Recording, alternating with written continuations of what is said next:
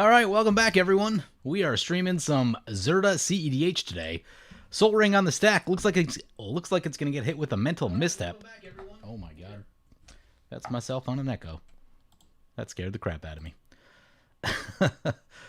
What are we facing off against? Oh no, a Zur. Ooh. We don't have white mana for the Zur to path it either. Hopefully we find a plains. Otherwise, this is going to get pretty nasty. We may just want to drop down that Thorn of Amethyst if we can. We can use the workshop to get the Basalt Monolith and then probably just go straight to that. Should make it life at least difficult for the Zur, hopefully. I've been seeing some Zur decks. I think it's this player. I think it's the same player that's been playing it, and they are very good. Zur is very, very strong. Hey everyone, by the way, welcome in chat.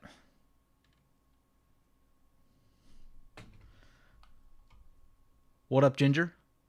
Glad you're learning new things. Danger, yeah, we're finally taking Zirda out. I played it a few times earlier today. I also played it a few weeks ago, too. And this is a hard deck to make work. The deck's creator is very skilled with it, but I have not developed that skill. A lot of it comes in deciding which opening hands to keep. He said mulligan very aggressively, and I've tried that, and I still haven't had a ton of success with it, but, you know, what can you do? We are going to cast the Mishra's Workshop, cast the Basalt Monolith, and then drop the Thorn of Amethyst in hopes that that's going to slow down the Zur opponent. One floating, doesn't look like we can do anything with it, and we'll pass like that. I do have to wonder if, like, that puts us on the super slow plan, since, like, we don't really have, like, any natural mana production left now. I don't know. We'll see. We'll see. What up, Banana? You're welcome.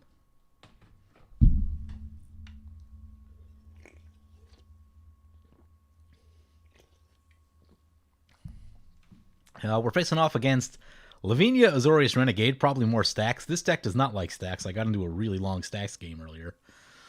Went like 11 or 12 turns. We got a Riel. Riel can be pretty strong. Does a lot of things quickly. They might wheel, which wouldn't be the worst thing for us. Ooh, Damping Sphere. Damping Sphere plus Thorn of Amethyst means it's going to be really hard to cast more than one spell a turn. So, feel confident this game is now in slow motion. At the very least, we can try and stop this Zur opponent from winning. Man, Zur. I've been seeing like turn 2 wins with Zur. It's very fast. Obviously, the hand they have now isn't going to do it, but like really consistent turn 3 wins.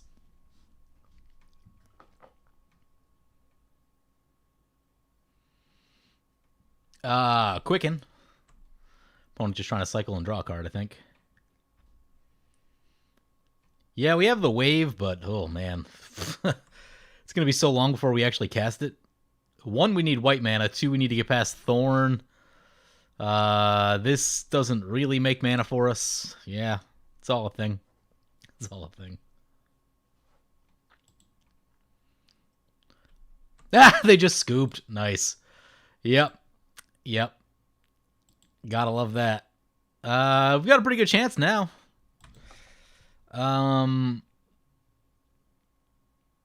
Yeah, we can't do anything with the Bifrost yet, so I guess we just,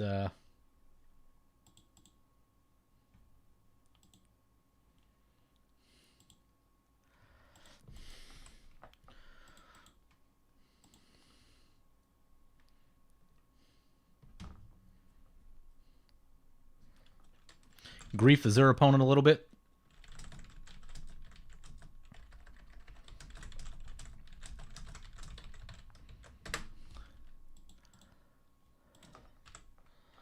Mana Vault. Trigger for opponent. Salty Zur player. Yeah, like definitely on Magic Online. It's the... And I mean, even you'll probably see this at the shop occasionally too. But definitely on Magic Online. It's the, I play Zur, I expect to win. I deserve to win. So the second anyone drops a Thorn of Amethyst in play, they just scoop because... You know, their deck doesn't deal with this. It's a lot of counter spells. Once this is in play, there aren't a ton of things in there that are going to get rid of it.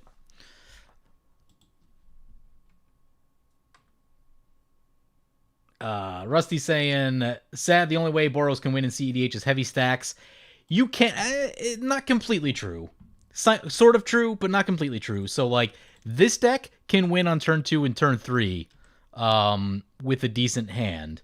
So it's not necessary to stacks to win with this deck, but it is a really good idea to stacks because it still just keeps your opponents from winning, right? So...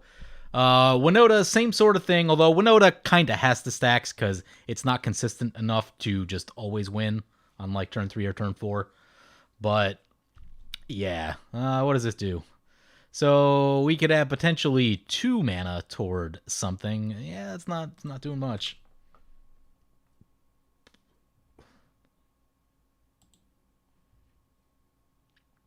Boros does do stacks really well. Not as good as, like, green. Got trapped under a Root Maze earlier. Root Maze is probably the best stacks card. And, of course, it's green. It's 1 mana and just stops the game dead in its tracks.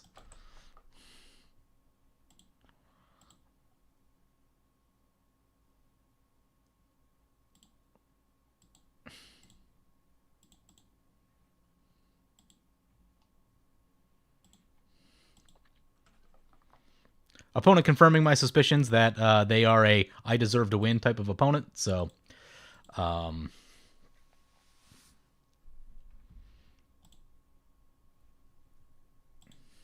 dislike white. You know, that's not completely unfair. Breakthrough X1. Oh, yeah, then they discard a bunch, and then Riel does the thing. Yep. I see what's happening. Only to cast artifacts. You know, Mishra's Workshop is a really cool card, but, like, I don't know that it's the best, right? Like, it gave us that one shot to use Basalt Monolith. Like, I mean, it's basically almost a Dark Ritual for artifacts. Now that we're at artifacts, like, it's not doing anything. Like, it's a really cool card. I don't know that I would ever, like, buy one. I mean, I definitely wouldn't buy one because they're super expensive in paper, but, like, even, I wouldn't necessarily, like, even proxy one either, I don't think. I don't know, unless I had a deck that, like, really, really wanted it. I'm not convinced it's the best in this deck. I guess that's my point. That's where I'm trying to get to with it. Riel gonna swing our way. Yes, you know, that's 4. If we don't get some stuff in play, that's enough to be meaningful.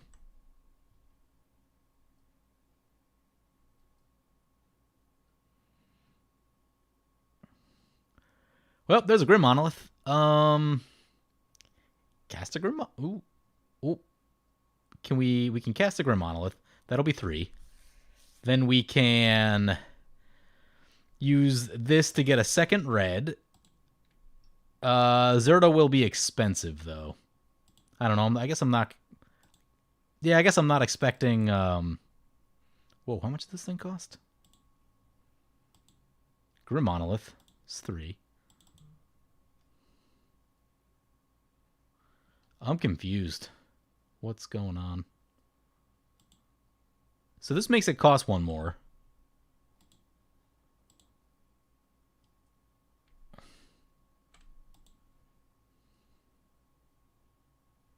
Oh, there's a Damping Sphere in play. Right. Okay. I see what's going on now. Damping Sphere shuts off Mishra's Workshop, making it even worse.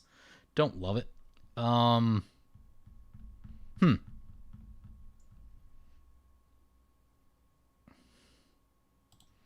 Can we even get this in? No, we would need to... Yeah, okay, that's not great. We would need to use the Spirit Guide, which I'm not really looking to do. Can we... No, we can't get Zirda in. Huh.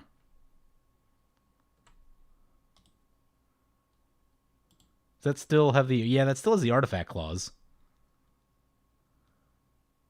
If land is, it produces colorless instead of any other type and amount. I wonder if that should be removing the colorless clause. I feel like it probably should be.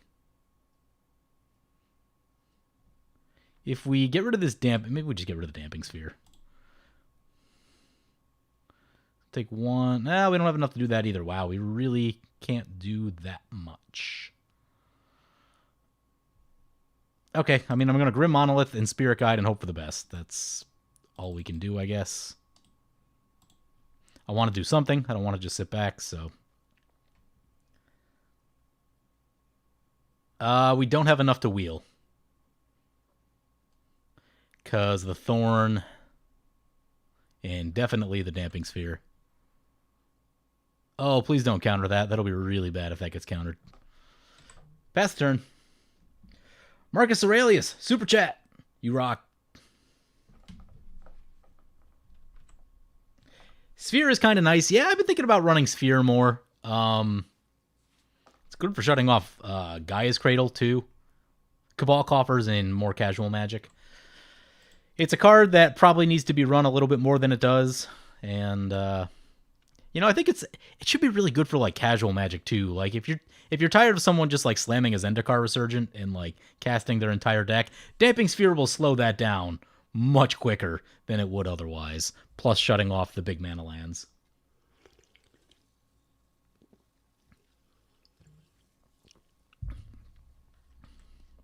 Yeah, the problem is that, like, everything's shutting our stuff off, too. We've also got the Thorn, which will make the mana rocks so much worse.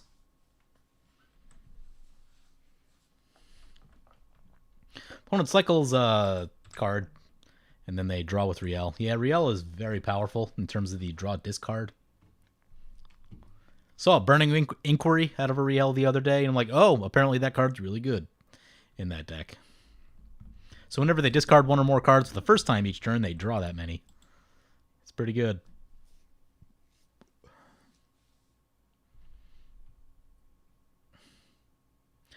Oh, there's Goblin Lore. Draw 4 cards, discard 3 at random. They are going to have a lot of cards. There's a Bazaar of Baghdad.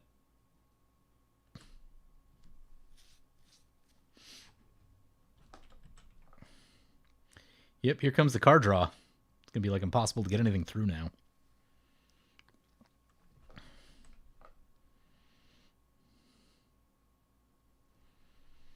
If I drew a Plains, I might try a Path of Exile first. Opponent swinging on our way for 7. Ooh. Maybe try to bait a counter. I don't know. Imagine they have a lot of them by this point. Although, can they cast them is a question. That doesn't produce mana. Expedition map, you say?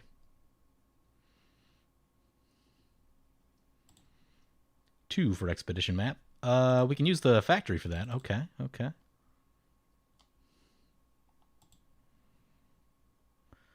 We'll cast that.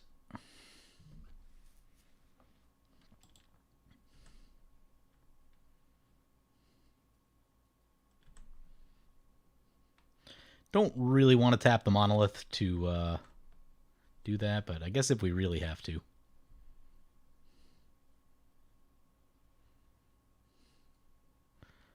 Bazaar of Baghdad trigger. Have I ever used Bludgeon Brawl in Commander? Why, yes, I have. It's really good with Sir Gwyn because all the equipments have free equip. So yeah, you just drop all your mana rocks and then Bludgeon Brawl, and then put them all on Sir Gwyn. Now the one thing I found out is that Bludgeon Brawl affects all players. So in a game, I had someone clone Sir Gwyn, so then they started doing the same thing, and eventually I actually lost that game. Me and that player were like into it for a little bit, and then a third player from the side just kind of had some blue stuff going on. There's some flyers and everything else, and they ganged up on me and took me out. But yeah, Bludgeon Brawl is super fun. It's a really cool card. And opponent scoops. That's not good. Maybe that helps. I don't know. We'll see how this goes. Question is, will we be able to get another CEDH game? I have no idea.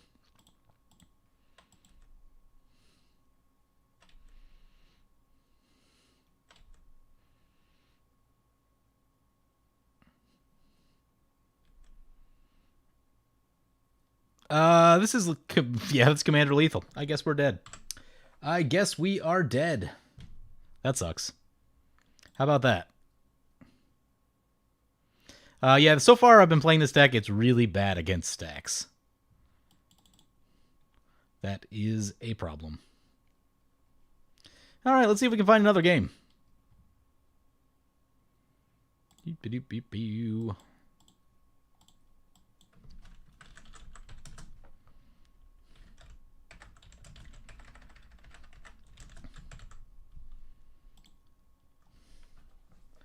If anyone is logged in, it's an open game, so feel free to join.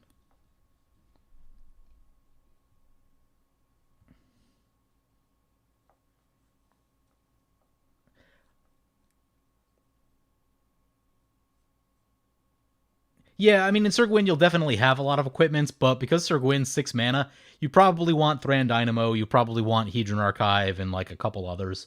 So it's not that there's like millions and millions of things you're free equipping, but, you know, turning a few mana rocks into some extra power on Sir Gwyn is pretty cool.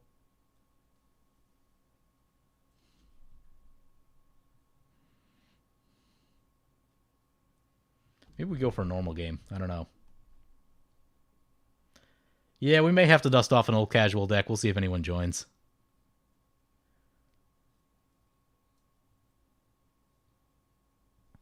Let me see if there's anything going on in the Discord chat right now. We got one. 7 Deadlift. We got a Patreon supporter. Sweet.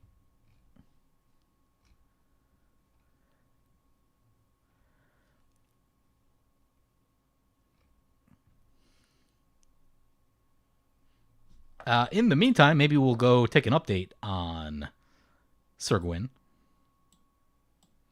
Haven't played that one in a while. Sure, there's definitely some things we can do. Let's see, it's lagging pretty hard. Gotta love that. Gotta love that.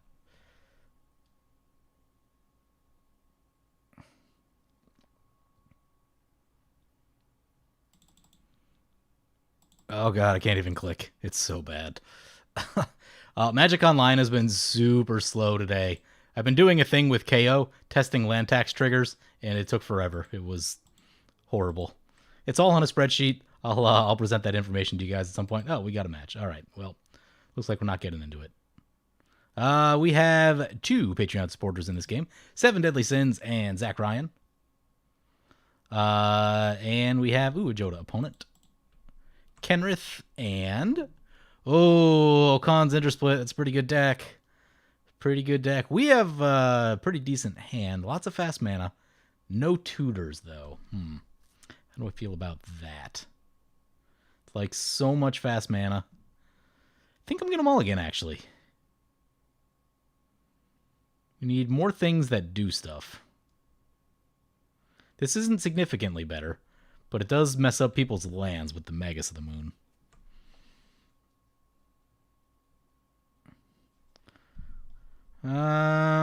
Maybe we try one more. This is worse. Definitely worse. He said mulligan aggressively. What are we on? Is that 6? Mulligan to 5? Yeah, I'm going to try 5.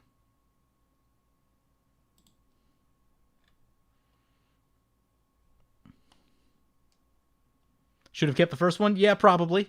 Probably. Like I said, the skill of this deck is knowing which openers to keep, and I have not completely developed that skill yet. Inventor's Fair is a tutor.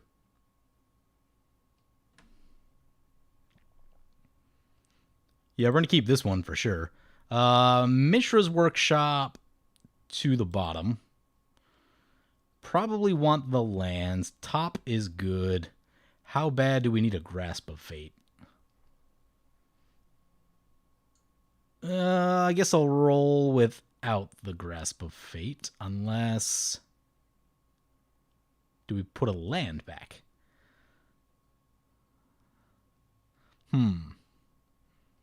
Grasp of Fate can get us out of some trouble. Maybe the Makokoro. Maybe we put Makokoro back. Well, there's the Walking Ballista. That makes us close.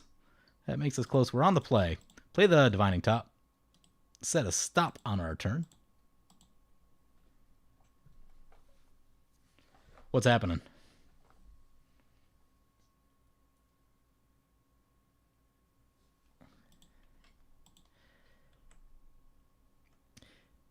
Yeah, so Ante, it did seem playable, but like, and against this pod, it might be. The way that he was playing it, he was winning consistently, the Dex Creator, on turn 3, and like, I have not been able to recreate that success, and like, maybe I just need to mulligan more aggressively. So, we'll try it. We'll try it and see what happens.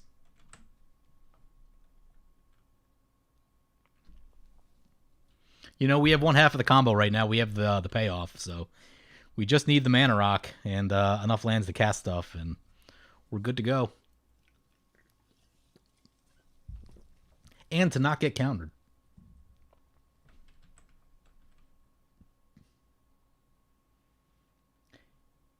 Am I excited for the spoilers released today? I haven't looked through them in depth.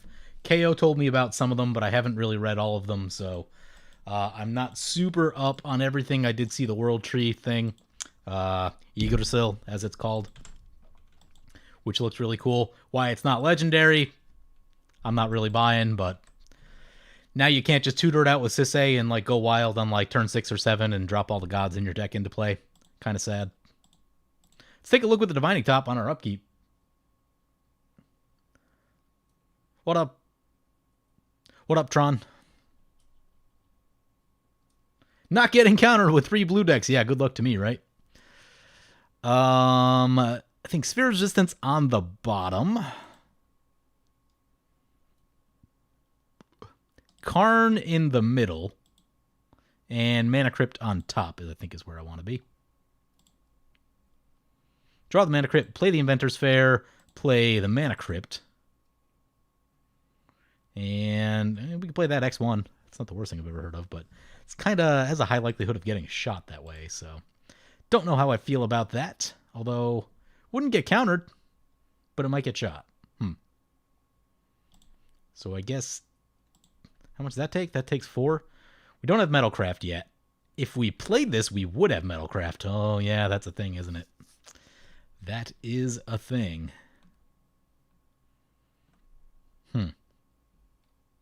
Yeah, let's try it.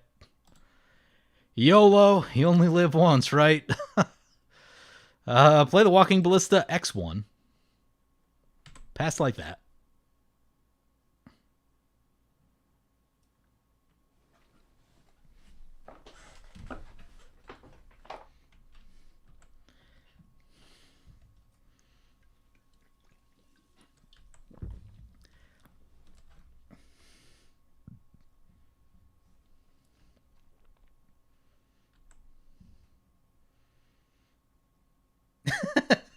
I said YOLO. He's gonna unsubscribe.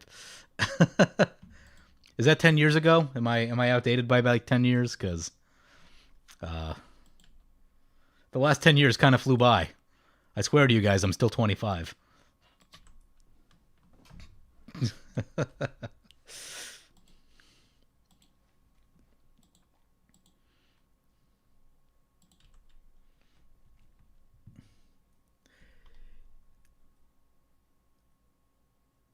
D-Manny, yeah, I mean, you can play around counters. Generally, if you wait for someone else to do something scary, they will play a counter and, wait for them to use the counter on that. How do I feel about a Doretti? Not great. Although we can loot with Doretti, and that's kind of something. Sphere in the middle, Karn on top. We'll just drop the Karn because Karn is awesome.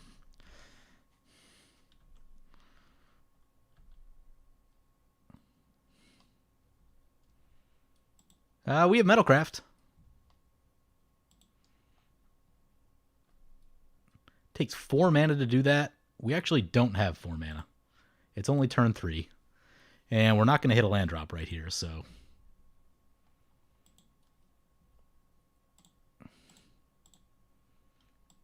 I have to say that, like, if I were building this deck from scratch, I would probably do things differently.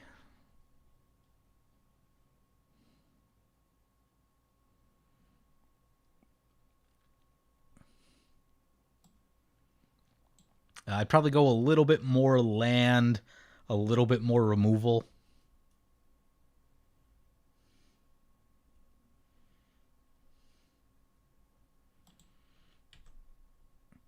Jason says, still kind of underwhelmed by Kaldheim spoilers. Outside of more support for Angels and new Vorinclex, it's kind of meh.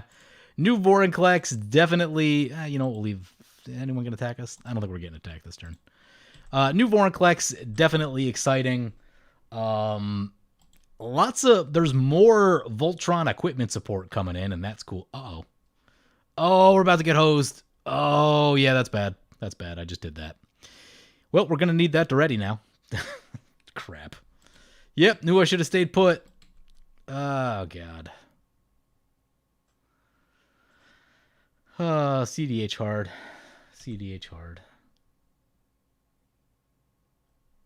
Yeah, more land and more removal equals no turn 3 wins, but I haven't been having turn 3 wins anyway. So, you know what I mean?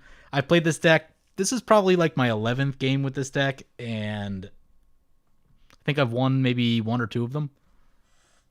And, you know, part of it was just like learning curve. The first 4 or 5, I was definitely just like getting acclimated to the deck. But like, other than the pump we just saw, I'm fairly comfortable with the deck now, at least to some extent. And haven't had great success with it. Just, I don't think it's built the way I like it. So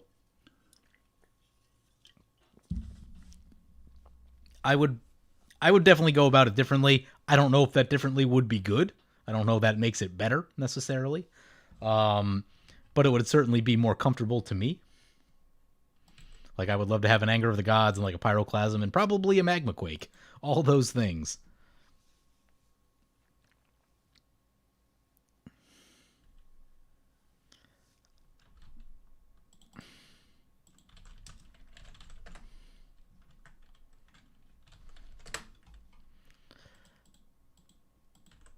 This Forbidden Orchard is going to be bad trying to keep Karn alive. Oh, you know what we can do? We can Magus of the Moon to shut that thing off. Actually, yeah, Magus of the Moon is going to crush the board. There we go. Now we have a plan. So we're going to Magus of the Moon, and then we're going to Duretti. And eventually that's going to find us into a win here.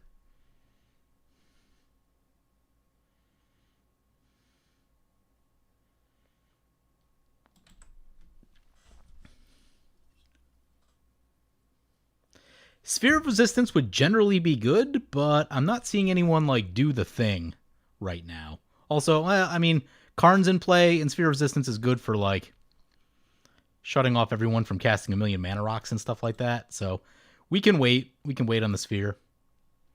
Later in the game, I think it'll be useful, but since I don't think this is going to be a fast game now.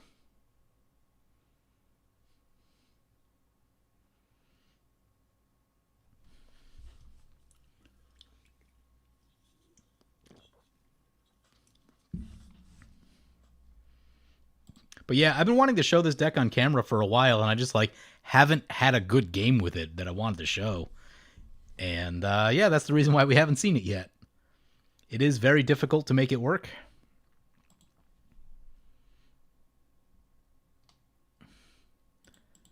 But I have lost to it a number of times, so it does work. There's a Sphere of Resistance. Let's get the Magus of the Moon in play.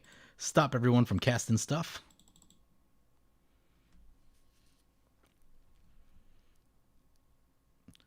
Today I learned that if you use the plus ability on a 0-cost artifact, such as a Mana Crypt, it will kill it. Opponent's going to crack their Myriad Landscape. Oh, getting the basics. Getting the basics just in time.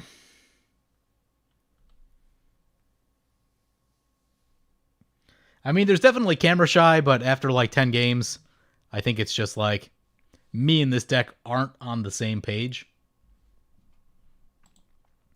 I would love to get there. I would love to be on the same page as this deck, but haven't got there yet. Opponent's got something. They're going to Harrow. Oh, yeah. This Magus of the Moon isn't going to be nearly as soul-crushing as I was hoping. That is disappointing.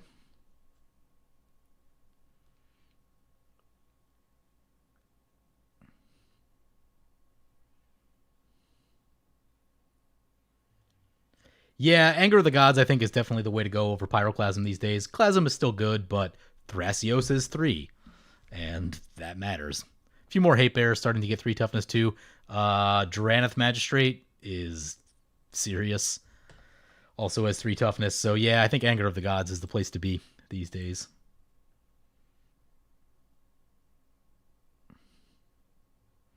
The new dragon that's meant for Feather Smothering Tithe. I did see that briefly. I forget what it does now. But that did float across my radar at some point.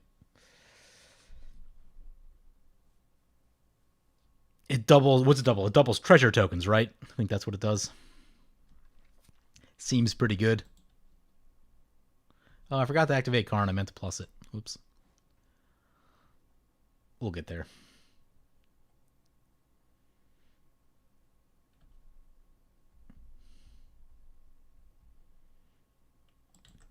Yeah, that dragon's going to be cool. You sack each treasure for 2 mana. Sounds sweet. Definitely sounds sweet.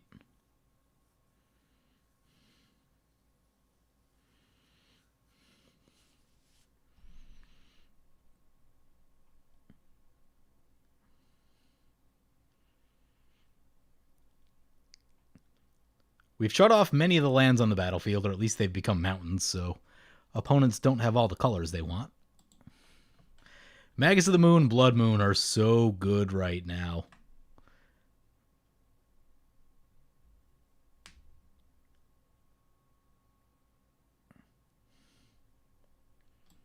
Yeah, anything that like helps to make you more mana in a game is generally powerful. Like Burnished Heart is still terribly slow, and you wouldn't run it in CDH, but like it makes you mana, and mana is just good and powerful in this format. So anything that makes you mana will be good.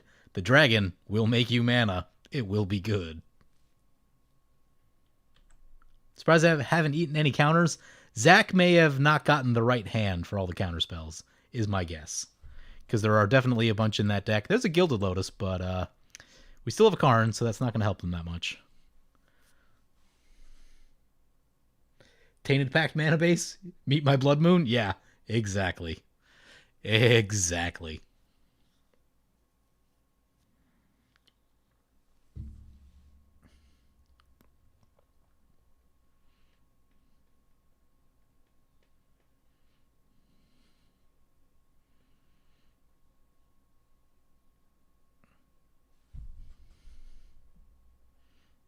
Dragon makes treasures go brrr.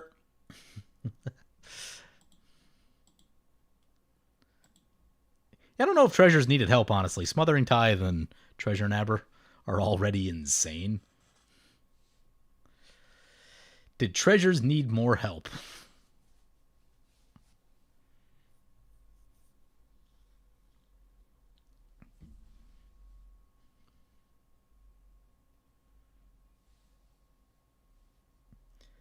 Oh, I never played Majora's Mask. Is it good? I played a lot of the other one. Zinder Split coming into play.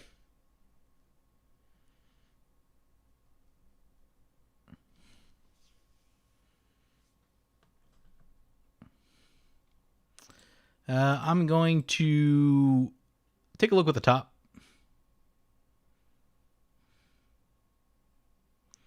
Soul Guide Lantern, Mana Vault, Duretti. Duretti on top.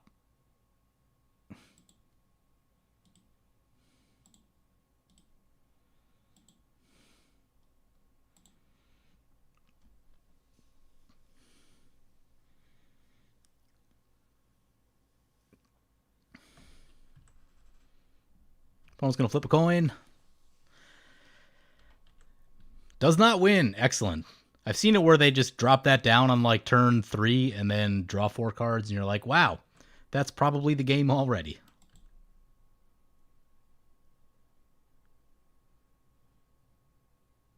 Soul Guide Lantern is a cool card. It's really good in Gerard. Because if you're in the Gerard loop, you can just use it to draw your deck out and then go find whatever else you need to win. On top of the fact that it's also removal and everything else too, so really good in that deck. It's a very solid card.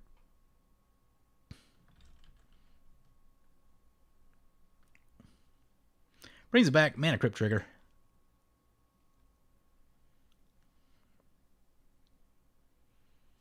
Go heads. Lost the flip. 35. Duretti. Cast Duretti.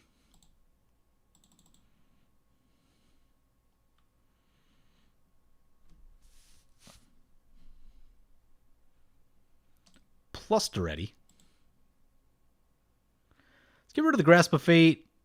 Honestly, I don't think we need the Sphere of Resistance that much. Soul Guide Lantern, Mana Vault. Don't have any mana left. Plus the Karn just to keep it healthy.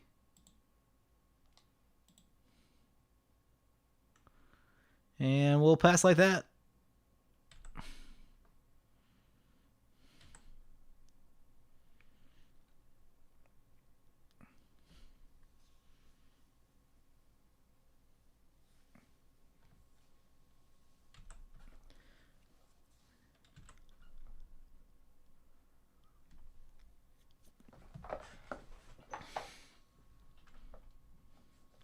Opponent actually has 3 basics over there. They can cast Joda this turn.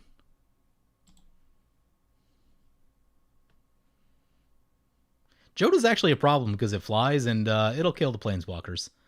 Might take a second, but it'll get there.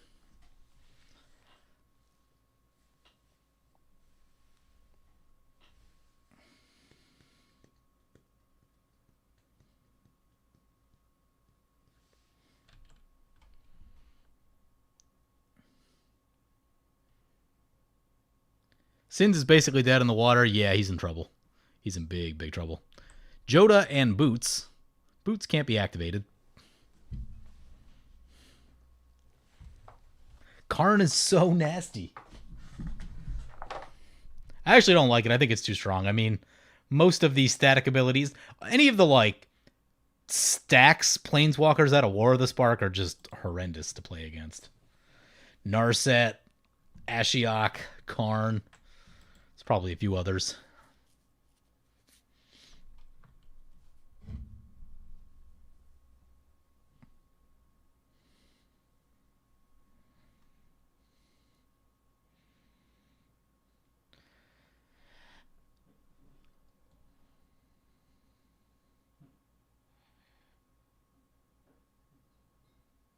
Have some questions about what we want to do this turn.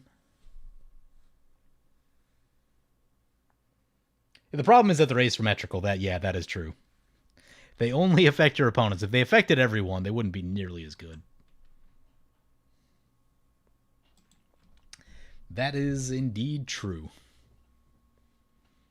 Can white get some one-sided stacks effects? Because I think the best one's Aven Mind Sensor. I think all the other ones are either symmetrical. Yeah, I think they're just all symmetrical after that.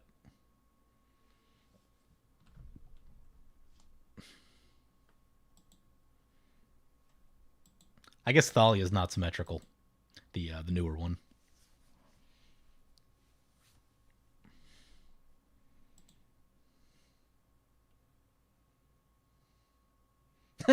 What's that? You don't like Null Rod? Well, how about we strap it to one of the most mechanically powerful planeswalkers in the game? No big deal.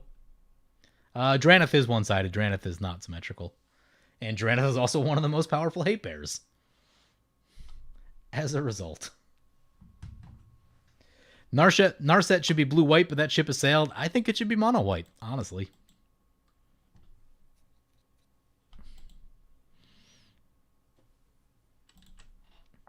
I don't think blue has really had denial of card draw before that, has it?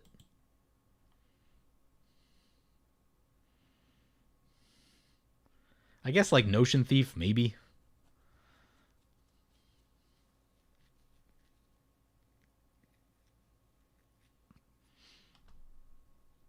Everything into the Karn.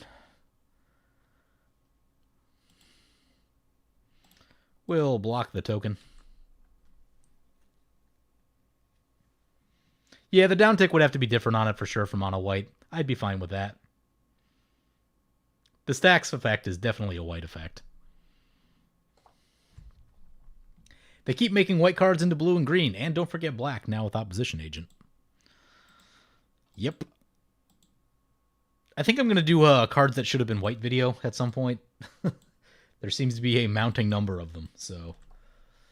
And then there's that new thing, there's the new Rex Sage type thing. It's not quite as good as Rex Sage, but it is a changeling. But it's Exile, an artifact or enchantment in green.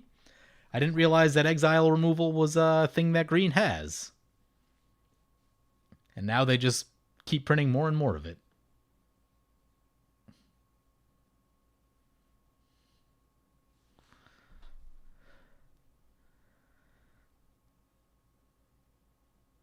If Hullbreacher had half of its effects, it would be a fine card. If Hullbreacher didn't replace the draw, it would be fine. It would be Smothering Tithe on a body, essentially. And I think that would make it okay. The fact that it replaces the draw is a big problem.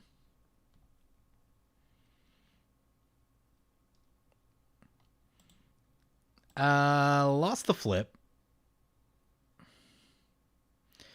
Should we take a look right here? We have 2 red. We can cast Zirda if we don't take a look. Maybe we'll look and then we'll just activate the top if we have to afterwards. I think I like that plan. Ooh, Arcane Signet is colored mana, which is good. Let's get Zirda into play. Yeah, let's cast some things. Get Mana Vault.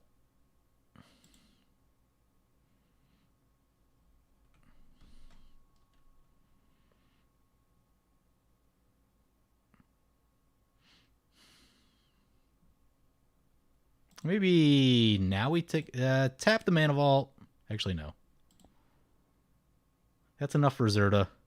Yeah, tap the Mana Vault. Take a look with the top.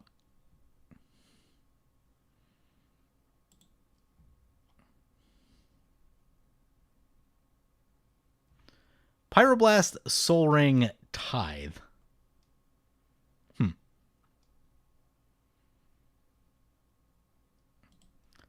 Tithe to the middle? Maybe we want Tithe.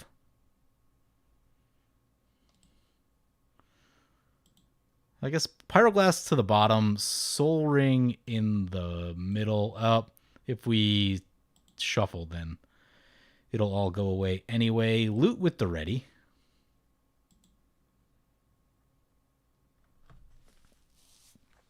Do we need an Arcane Signet? Yes, we do. So just the Soul Guide Lantern, which gets us to Tithe. Cast the Arcane Signet. Cast Zirda.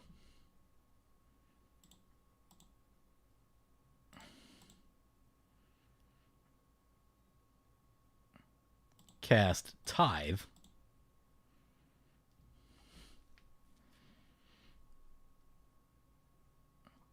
Opponent going to counter the Tithe? Yes. Muddle the Mixture on the Tithe. Tithe down. Luckily that was a decoy. Plus the Karn.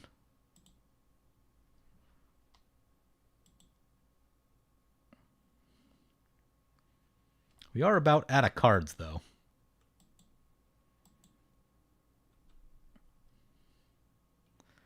Yeah, we'll stay put.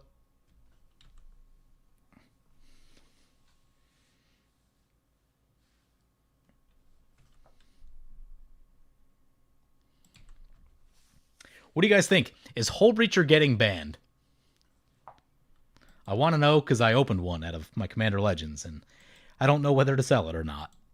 Because if it's not getting banned, it's probably going to be expensive because it's just like you have to put it in your CEDH deck. But if it does get banned, then obviously it's going to lose all value, assuming that it's not like in Legacy or anything like that.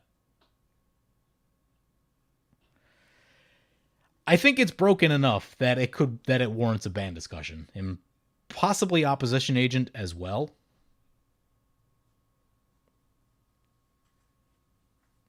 The fact that it shuts off all additional draw for the rest of the game and turns it into mana is definitely questionable and is monocolored. So any deck with blue.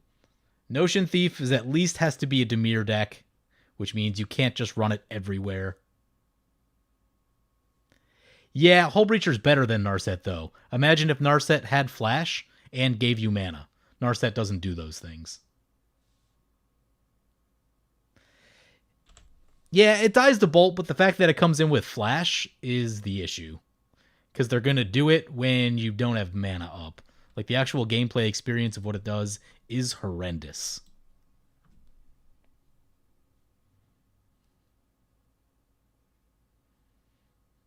Dies to Bolt is not a good argument. That is correct. Primeval Titan dies the Path to Exile, but that doesn't make it an okay card. I got into a spirited debate with someone on Twitter about Primeval Titan and if it were unbanned. And they're like, it wouldn't even be competitive. It's too slow. And then I showed them a screenshot of a game that I played from 3 years ago when it was unbanned on Magic Online of me with 11 lands on turn 5. There's no way you're not running a card that gets you to 11 lands on turn 5.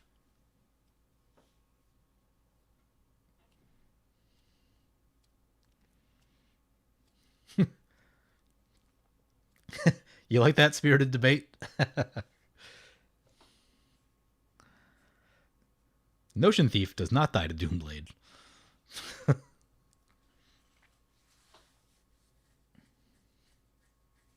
But yeah, just because something dies to removal doesn't make it a great argument. Like, and especially now, like there's so many threats in the game that you can't remove all of them. You can't shoot every single card that is a problem. There are too many cards that are problems for you to have enough removal to do that. Primetime is played a lot in no banlist EDH. Of course it is. It's an insane card.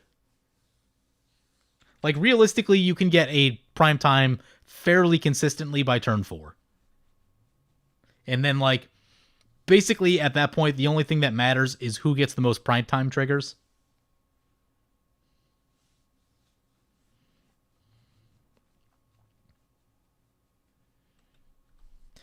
If you guys know Benny Smith, he's the only person I know that's been playing Commander longer than me that isn't on the rules committee. And I'm not saying there aren't more people out there, but like, at least in the content creator sphere, he's the only one I know he's been playing for like ever and ever.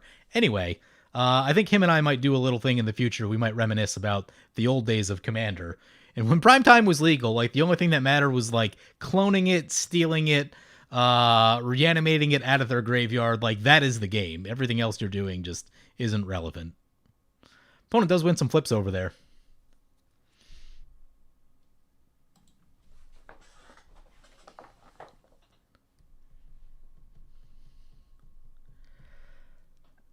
I mean, Essex says, I don't know. It does a lot, but I don't think the RC would see it as Iona enough to get a ban. You just need to flash it down when they have a Rishkar's expertise on the stack. And I think that'll completely change the discussion. Yeah, like maybe they didn't feel that way about it before, but you only need to get crushed by it one time, and I think that's that. Oh, right, Mana Crypt does trigger Okanon's Intersplit for them. Yep, that's a thing. So they have a lot of cards, and we have no cards. That's kind of an issue. That means we will have to cycle things through counterspells, and that's not going to be ideal. Let's take a look with the top.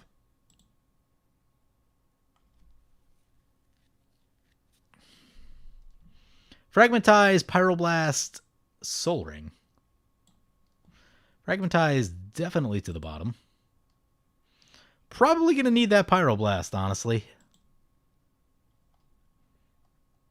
So let's draw that.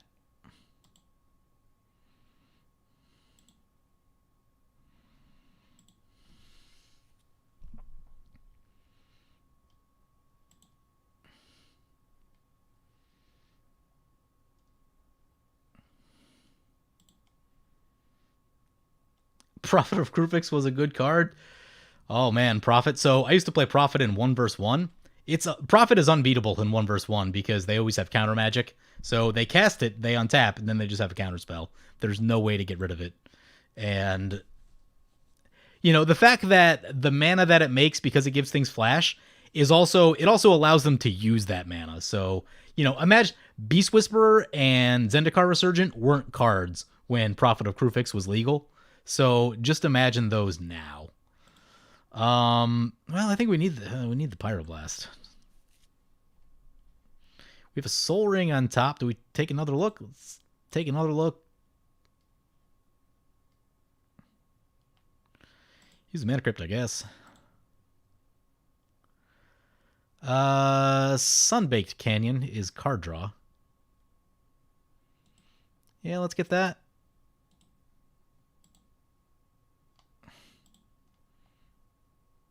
Draw at the top.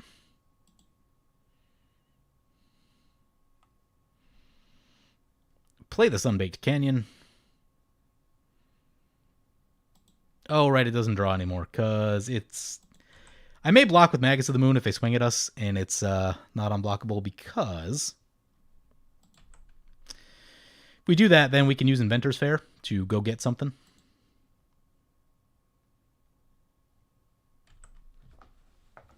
Imagine if Tulane got Profit. Yeah, exactly. Exactly. You faced it exactly one time, Hull Breacher? Didn't have a good time? Yeah, exactly. Like, anytime you face it, it's not going to be a good time. It's like, oh, no one can draw cards, and you make mana all the time. Sweet. What could be more fun than this?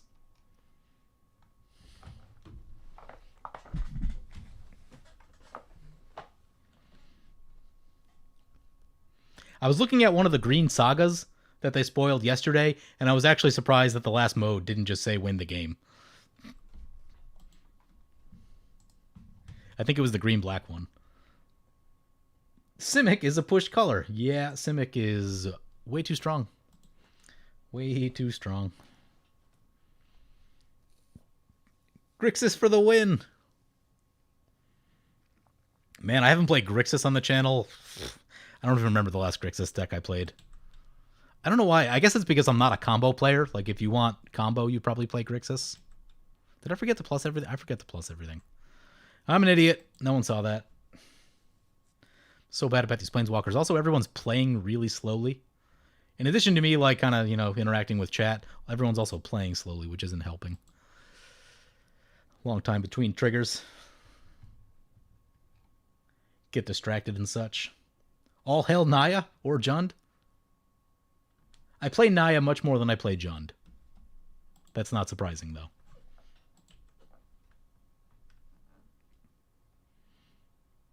You know, it's interesting. I think it was the 2018 decks? Was it 2019? 2018 or 2019, Commander? I forget now. Ooh, Karn's about to go offline. Yeah, it kind of sucks. Opponent's going to get a lot of mana. Anyway, one of them, 2018 or 2019. Who had Marisi? Marisi used 2019. A lot of 3-color decks that year, so actually forced me into playing a lot of 3-color decks that, like, I hadn't played that much 3-color up until 2019, but, you know, the new commanders, whatever they print, since I'm usually covering that stuff, kind of forces me into things that I wouldn't normally do.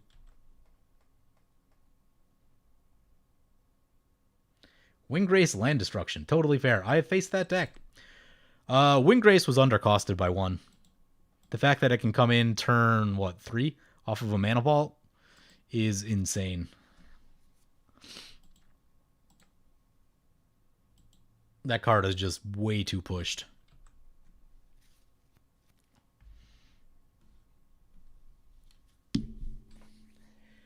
I think the problem is I haven't found the Jund commander that's right for me. Because I'm not much of a lands player. Like, I don't know. I like my creatures and I want to attack. Definitely much more of a Naya thing than a Jund thing.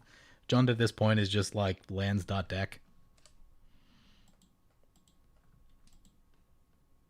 I guess I could build like Korvold Voltron. That'd be fun. Oh, that's Crux Thumb. We in trouble. We in trouble.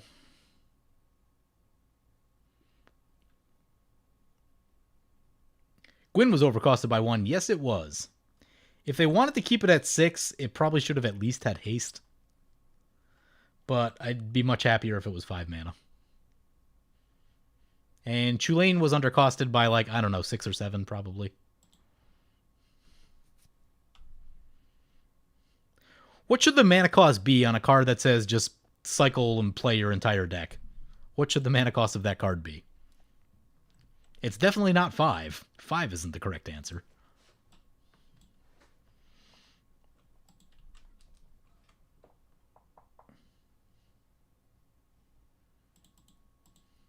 You say that they can't make it obvious that green can't just win the game, but give it a set or two. Wait till the end of 2021. By that point, we're definitely going to be into, like, just green card, win the game.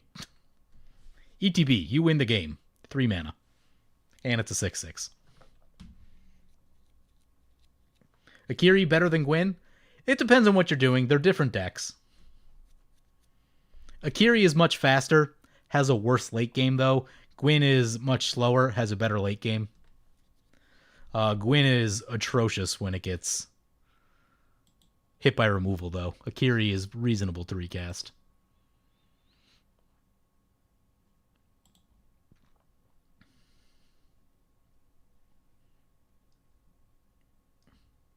Compared to Tulane, Gwyn was overcosted by 2. I would agree with that.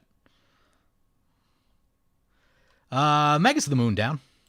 Blocked it in front of the Okan. So we can like actually do some stuff now. Namely, we can activate this Inventor's Fair.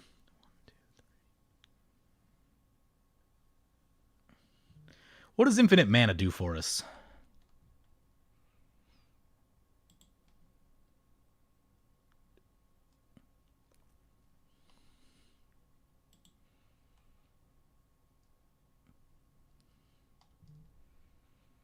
Inventor's Fair, Mana Vault, Mana Crypt.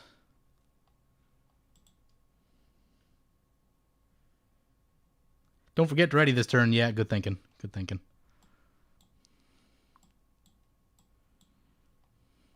Not paying.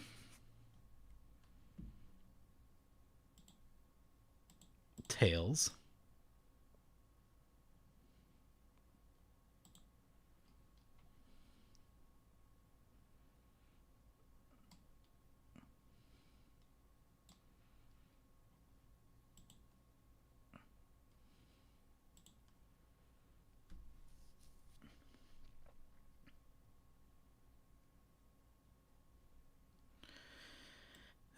Yeah, nothing we can do in the upkeep. There's the Divining Top. I mean, do we just cycle the Divining Top away at this point? I don't know. 1, 2, 3, 4. We should end step the Inventor's Fair, is what we should do. I think. Oh, wait. Hey, Inventor's Fair is only 2 because of Zirda. Yeah, now we're thinking. Yeah, that makes this so much easier. Okay. Yeah, let's do that.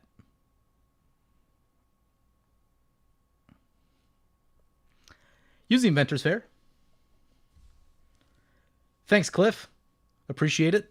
The Mana Crypt flips have been 50-50, I think, up to this point. Haven't been paying super close attention.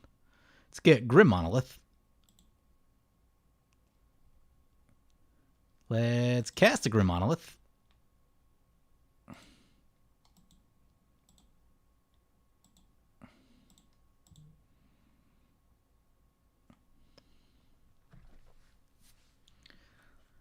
Does he have a counterspell? He is a Rapid Hybridization on our commander. We're going to counter the Rapid Hybridize.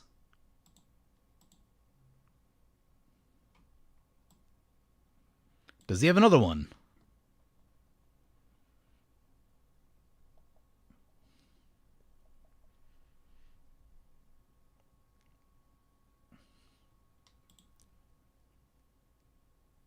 How do I feel about the new Boros Commander? Actually looks really cool.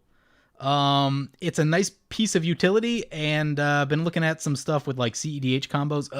Grim Monolith. Grim Monolith. Getting countered with a negate. You know what we can do, though? We can use this to ready to sacrifice an artifact and bring back Grim Monolith.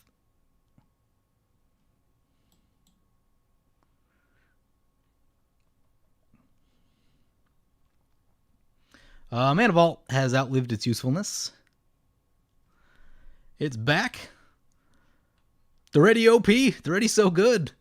Yeah, let's start making some mana. I don't know that we have like a ton of things to do with that mana, but hopefully the top will get us into something.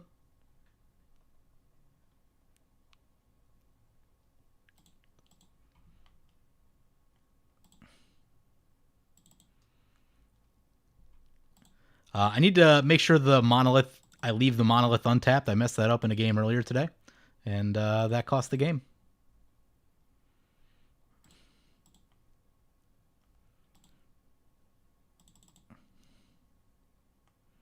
All right, so it's untapped. We'll cast the Divining Top. Hope for the win condition on top is what we need to do. Take a look with the Divining Top.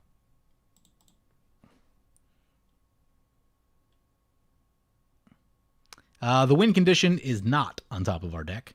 However, there's a Weathered Wayfarer on top of our deck.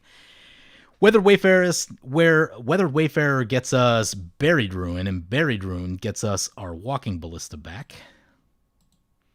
So let's put that on top. We don't have any white mana, so doesn't really matter at this point. Pass the turn.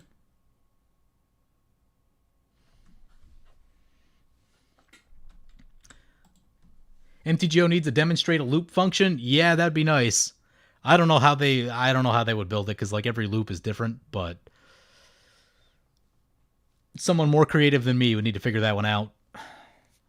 Honestly, that's not the first thing that I would take. If we're talking about things we could fix up on Magic Online, I'd be happier if we could just deal with like server lag and just like general performance. The fact that it's just like slow and laggy and terrible to respond, like it just, there's a lot of time that gets lost in just like waiting for the trigger to kind of go around the table. I'd rather they fix that first. CEDH is my game mode of choice now. Not necessarily. I still very much enjoy my mid-power CEDH, or mid-power EDH. I've been trying to get a little bit better at it, which does require a lot of practice. Like, you can't just jump in and like expect to have a lot of success.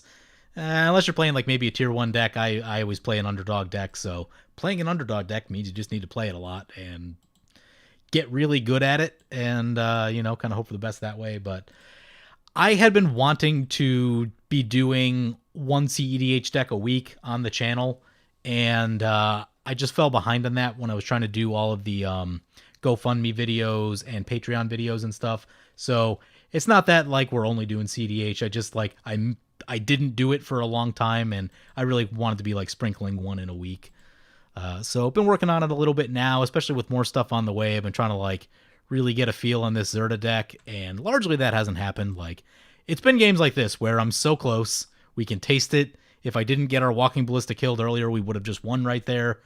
And then this Okan's probably going to go lethal and get unblockable on our opponent's turn, and that'll be that. So that's been most of the games I've played with Zirda.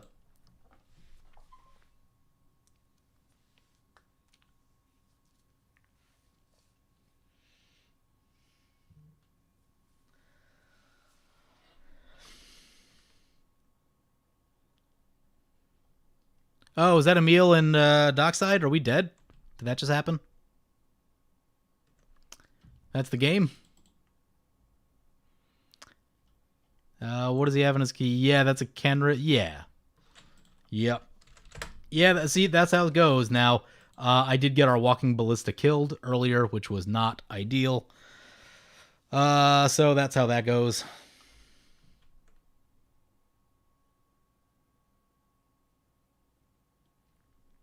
Still no token Boros Commander, which is a major bummer. Token generation or card draw tied to tokens would be nice. Yeah, token production's still lacking in Boros and in white. That's the next thing they need to address, I think. When you look at like green token production cards, like kill the table really quickly. White token production cards don't do that. It's like, here's 3 1/1s, like awesome. What's the green card with Ascend on it, or the City's Blessing? Makes like table lethal power in like 2 turns. Oh yeah, we can scoop now, by the way.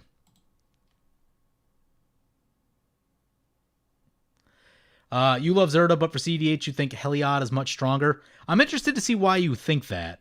I guess it's one card. It requires one less card. Okay, that actually makes sense. That makes a lot of sense now. Having an additional color is nice, but having to go grab an extra card is definitely difficult.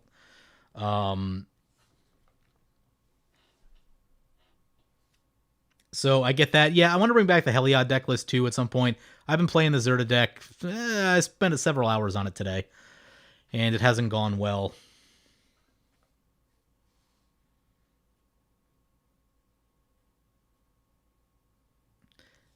The fact that Heliod only requires 1 card is a really big deal. But having like that extra color, though, an extra color is really nice because that color has card draw, which white does not. Tajik Blade of the Legion was such a missed opportunity. Boros Soldier from the Legion itself with no token generation. Yep. Blade of the Legion isn't the worst card. It's all right, but the battalion... I don't think battalion mechanic is necessarily a problem. I just think that the payoffs they put on the battalion mechanic were way underwhelming. You know, for having to have 3 creatures in play and needing to attack with all of them, like, those payoffs should be much, much stronger than they are. But I get it. That was a standard set. Like, that wasn't geared toward Commander, but I get it. I'm not going to have time for another game tonight, so thank you guys for joining. I'm going to hang out and chat for the next few minutes because I still have about 10 minutes before I need to be on to my next thing. So if you guys just want to, like, chat in the comments, you know, I'm here. Ask me all the questions. We can talk about spoilers if you want. Teshar deck seems good. I've only seen Teshar a couple times. I know it can be powerful, and I know there are some really cool combo lines in there. I just haven't seen a lot of Teshar.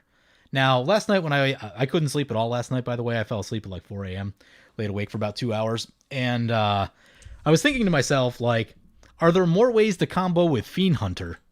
And the one that I surprisingly never knew about, because it's like fairly common, I guess, is Fiend Hunter, Sack Outlet, and Karmic Guide. But I was looking at things like Vesper Lark. I'm like, can you combo Vesper Lark with Fiend Hunter? Because that's way more mana efficient. And for the most part, not really. But Karmic Guide would be ideal. Do I have a Vesper Lark? Apparently I don't have one. Never found the use for it. Whoops. But yeah, I think, oh man, the thing that White needs a second creature that's similar to Karmic Guide. ETB, reanimate a creature, and then you can go infinite with Karmic Guide. You can go infinite with Fiend Hunter. I think it'll really round out White combo much better. Prismatic Bridge, you say? Hold, give me 1 second. I gotta look this one up. Hopefully it's on Scryfall. It is not. Let's check Mythic Spoiler.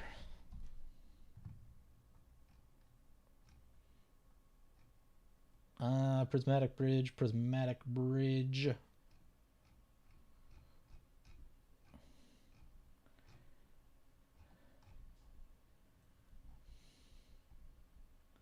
Can't find it. Doesn't exist. I'm sure it'll show up in a day or two.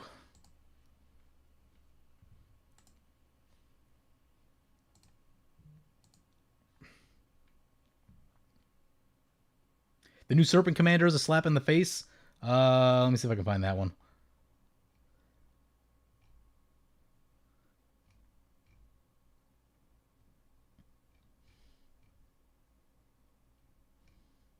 Looking for a serpent. Squirrel Commander. That seems fun.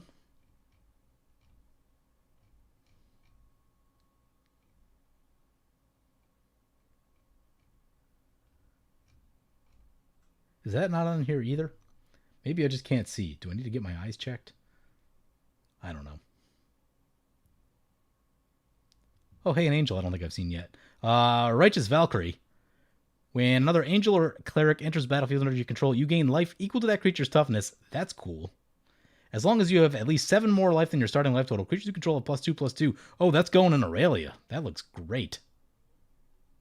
Yeah. Resplendent Marshal. What's this? Enters the battlefield, you may exile another creature card from your graveyard. When you do, put a +1/+1 counter on each creature you control other than Resplendent Marshal that shares a creature type with the exiled card. That's fine. Probably a standard card more than anything.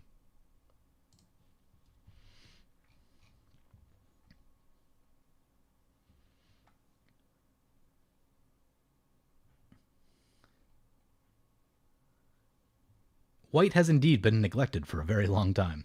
I was talking to KO earlier when we were doing our land tax thing, and we were looking at just planeswalkers. Compare the iterations of Gideon to Jace.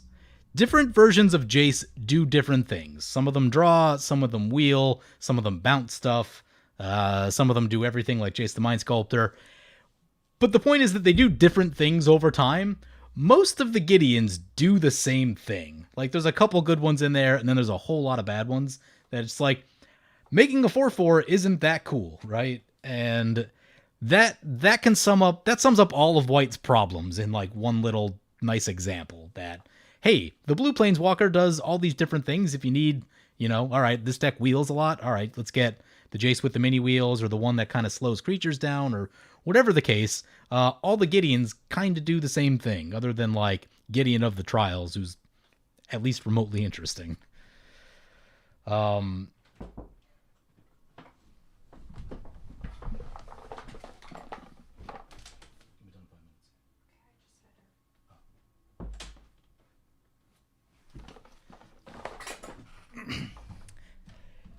Anyway, yeah, that sums up like White's issues, and just like, hey, they all do the same thing, and that one thing is not super exciting. So, yeah. What else we got? The Mythic White Sorcery from Commander Legends is so underwhelming. Yeah, they missed the one relevant creature, the one relevant card type, creatures. Literally put creatures on there, and it's a really... If you put creatures on there, it's a $20 card. Every White player's like, oh, I need that because I can reanimate all my stuff. By skipping creatures, now, like, only Super Friends players want it. And sure, there are a lot of Super Friends players, but, like, Super Friends decks weren't exactly hurting.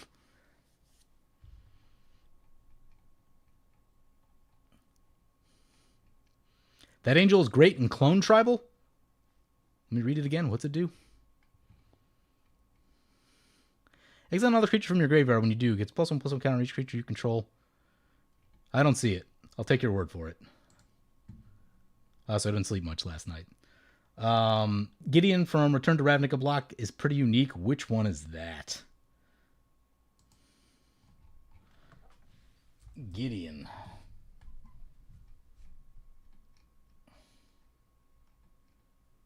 I don't think there is one in Return. Unless you're thinking Gatecrash. Oh, Champion of Justice. It's fine. It's not incredible. There's a white creature on MTG Arena that draws cards and gains life. Yeah, or for weenies entering. Yeah, I've seen that one. And they're just like, nope, white can't have that in the real world. Only on Arena.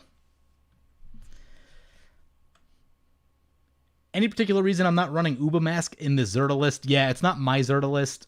It was developed by someone who always plays CEDH on Magic Online. And they've spent a lot more time tuning it than I have. So, like I talked about earlier in the stream, this Zirda list is not comfortable to me. And so many times I just watch the game kind of slip away on me. And it's a powerful list. It can do powerful things. But like, you need to be one with this list. And I'm not. And it's been a real problem for me. Someday I'll figure it out. In this game, if I didn't make the mistake with walking Ballista early on, we would have had it, but ugh. Uba Mask is good, though. Actually, I know why Uba Mask's not in here, because if you make infinite mana with either Staff of Domination or Diviner's Wand, you draw your entire deck, and Uba Mask puts kind of messes that up, so...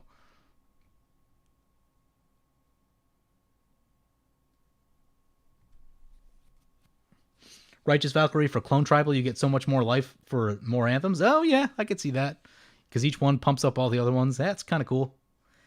Inspiring Captain would be a Juggernaut in Darien. Oh, yeah, absolutely. Absolutely. You know, one of the things I've thought about for a long time is like even just like Mentor of the Meek. If Mentor of the Meek was legendary, you could at least plan for it and like have it in your command zone. The fact that it's not legendary, and if you're mono white, you don't have great ways to go get it. You have one, I think. Maybe a second one. That you're just like, sure, it sounds great in theory, but you just like you can't rely on it. It's not reliable card draw. And like that mana matters too, because you're a white deck. You're also not making lots of extra mana because you're not green. So, yeah. Anyway, I'm going to wrap it up here. I have some other things going on this evening, so short stream today, but hope you guys enjoyed this look at Zirda. Eventually, I'll get a good game with Zirda in and like maybe get a win or something and like actually post a full video on the channel about it. But I think with the new Boros Commander coming out, I've seen some combos with that look like they can be somewhat competitive, so might be trying that out at some point too. Pretty excited about it.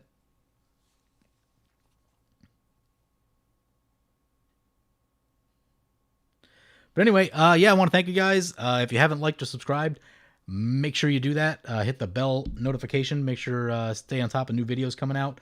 If you want to help support the channel, you can check me out at patreon.com.